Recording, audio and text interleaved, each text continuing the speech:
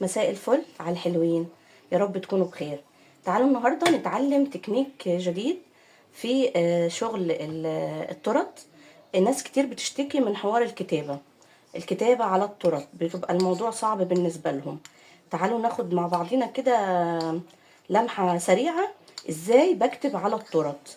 عارفين ده ايه؟ عارفين مربى الحليب او التوفي؟ انا بستخدم مربى حليب المتحدة، بتبقى حلوة خالص وقوامها كويس في الروزيتات والشغل. بس قلنا نستغلها بقى في الكتابة. دي مربى حليب ولون احمر، تمام. طبعا بجيب كمية صغيرة مش كبيرة لان الكتابة مش هتاخد منك كتير. بجيب كمية صغيرة من مربى الحليب واحط عليها اللون الاحمر على حسب ما انتوا عايزين، يعني درجة اللون فاتحة غامقة على حسب ما احتياجك يعني. بحطها في كيس حلواني زي كده.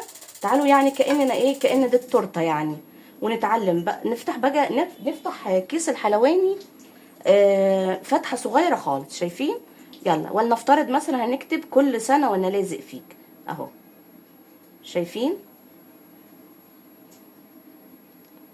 شايفين الكتابه سلسه ازاي ومرنه؟ صدقوني دي الطف طريقه يعني انا عرفتها للكتابه.